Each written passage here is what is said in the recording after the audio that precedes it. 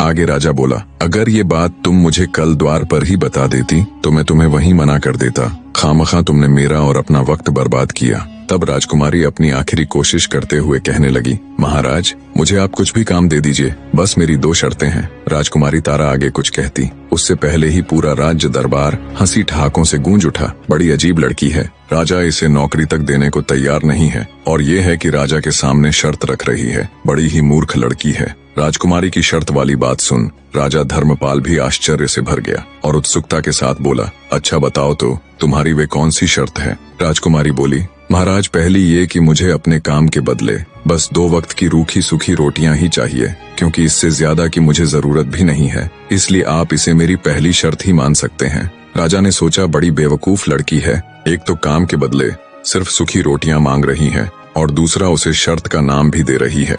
राजा उसकी मूर्खता पर मन ही मन मुस्कुराया और बोला, अच्छा ठीक है, अपनी दूसरी शर्त बताओ। राजकुमारी तारा बोली, महाराज मेरी दूसरी शर्त ये है, अगर मुझसे कोई गलती हो जाए, कोई भूल हो जाए तो आप मुझे नौकरी से नहीं निकालेंगे, भले ही मेरी गलती के बदले मुझे कोड़े मारने की सजा दे दीजिएगा। इतना कह राजकुमारी तारा घुटनों पर बैठकर राजा के सामने गिड़गिड़ाने लगी और बोली, महाराज मुझ अनाथ पर दया कीजिए, अब आप ही मेरी आखिरी उम्मीद हो, कृपया मुझे मना मत कीजिएगा। उसको यूं गिड़गिड़ाते देख राजा धर्मपाल को उस पर दया आ जाती है। अंततः वे उसे जानवरों के बाड़े का काम दे देते हैं। राजा के पास बहुत गाय थीं, जिनको खिलाने पिलाने से लेकर उनको चराने ले जाने और बाड़े की साफ सफाई तक का सारा काम राजकुमारी तारा को सौंप दिया जाता है। उसके रहने की व्यवस्था भी पशुओं के साथ बाड़े में ही कर दी जाती है। राजकुमारी तारा अत्यंत खुश थी। जब एक नौकरानी चंदा यानी राजकुमारी तारा को बाड़े के पास लेकर जाती है तो राजकुमारी तारा को बाड़े से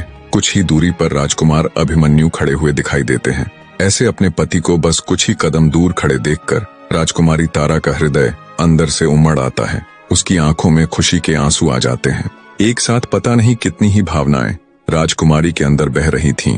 उसका दिल कर रहा था कि अभी भागकर अपने पति के पास जाए और उसके पैरों में गिर जाए और अपने साथ बीती पूरी व्यथा उनके आगे कह सुनाए और उन्हें बता दे कि वो मरी नहीं बल्कि जिंदा है। पर समय की नजाकत को देखते हुए राजकुमारी अपनी भावनाओं पर काबू पा लेती है और चुपचाप नौकर के साथ बाड़े के अंदर जाने लगती है। तभी राजकुमार अभिमन्यु के पास खड़े एक व्यक्ति ने हाथ से इशारा कर राजकुमारी तारा को अपने पास बुलाया। धड़कते दिल के साथ राजकुमारी तारा राजकुमार के पास जाती है। आज पहली बार वो अपने पति को इतनी नजदीक से देखने वाली थी। जब राजकुमारी राजकुमार अभिमन्यु के पास गई तो उनके पास खड़ा उनका सेवक राजकुमारी से बोला, तेरा नाम क्या है? राजकुमार अभिमन्यु जानना चाहते हैं। सेवक के इतना कहने